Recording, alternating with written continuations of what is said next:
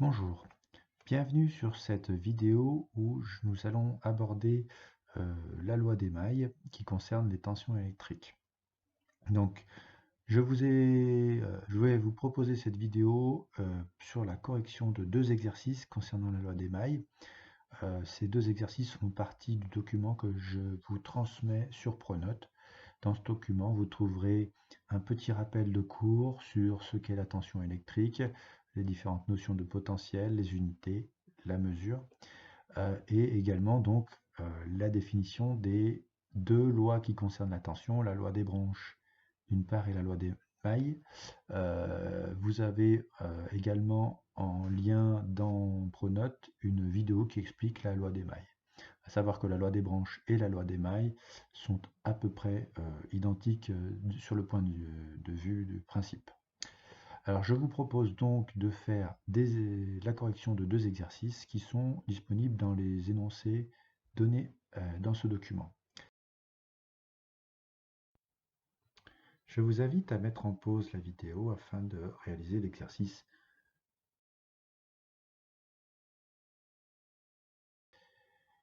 Donc sur ce document, vous trouverez donc premier exercice, un circuit tout simple. Donc si vous avez bien compris ce qui est expliqué dans la vidéo d'explication de la loi des mailles, vous comprenez qu'un circuit comme ça, où tous les éléments se succèdent, correspond à un circuit qui est composé d'une maille. Hein, une maille. Ensuite, il y a l'histoire du fléchage des tensions. Ces tensions ici, elles sont données. Ces fléchages, elles correspondent généralement à deux conventions. La convention générateur pour ce qui concerne cet élément-là, qui correspond à un générateur de tension continue, qui va donc délivrer une intensité I, ici. Et donc la flèche de tension va exactement dans le même sens que la flèche d'intensité. Si on poursuit le parcours du courant, on se rend compte par contre que pour la première résistance ici, le parcours du courant, le sens du courant est inverse au fléchage de la tension de cette résistance. Et de même, si on poursuit le passage du courant, le courant va entrer dans cette résistance et la tension, elle va dans le sens inverse. Donc là, nous avons un générateur, il y a donc un fléchage convention générateur. Ici, nous avons un récepteur, ici représenté par une résistance, et donc nous avons une convention récepteur qui est attribuée. Ça, c'est important justement pour la loi des mailles. La loi des mailles, elle nous dit qu'on doit faire une somme de tension selon un sens de lecture arbitraire, on va dire aléatoire. Ici, je vais descendre un petit peu, le sens de lecture que je vais choisir, il va partir d'ici, voilà, donc de ce point ici du schéma, et il va parcourir le schéma en faisant une boucle comme celle-ci. Voilà, ça c'est mon sens de lecture. Et le sens de lecture va donner le sens positif de lecture de mes tensions. Ça c'est donc pour répondre à la toute première question. Donc tracer un sens de lecture pour établir la loi des mailles, c'est ce que je viens de faire ici. La deuxième question, elle consiste à écrire l'équation ou l'expression qui correspond à la loi des mailles du circuit. Donc on va utiliser le sens de lecture pour écrire l'expression de la loi des mailles ici. Donc on suit le sens de parcours ici, voilà, et à chaque fois qu'on croise un élément, un composant du circuit, on regarde la tension qui lui est attribuée, savoir s'il est dans le même sens que le sens de lecture ou s'il est dans le sens inverse. Ici, par exemple, on a la tension UG pour le générateur. On voit que le sens de lecture est dans le même sens que le sens de la flèche de tension. Donc l'expression, elle va déjà commencer par plus UG. Je suis dans le même sens que le sens de lecture, donc j'attribue le signe plus. Si je continue de parcourir mon circuit, je rencontre un autre composant, ici la résistance R1.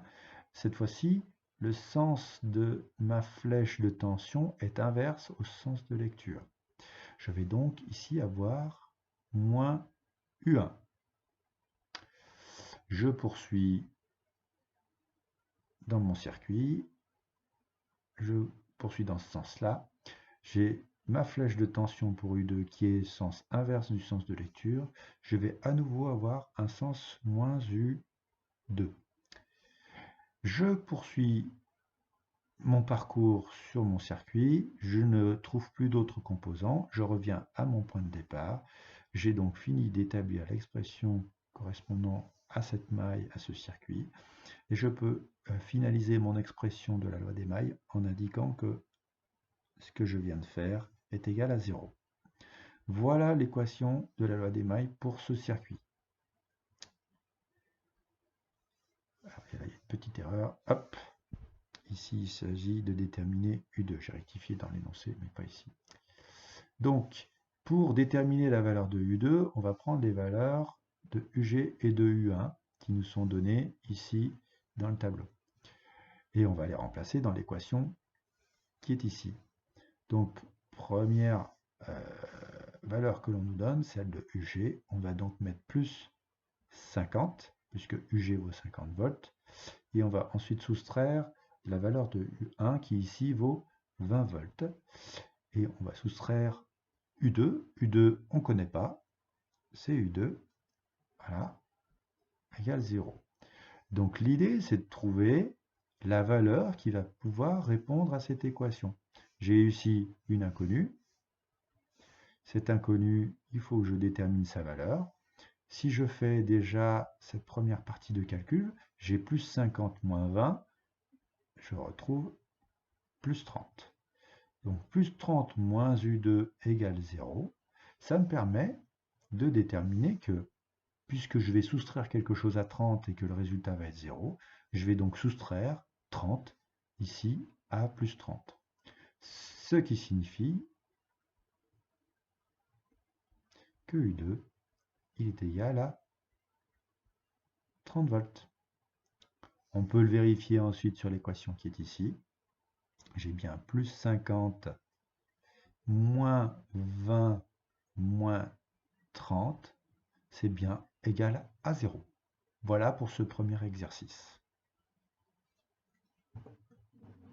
Je vous invite à présent à passer au deuxième exercice, essayer de le faire et ensuite de visionner la vidéo sur sa correction.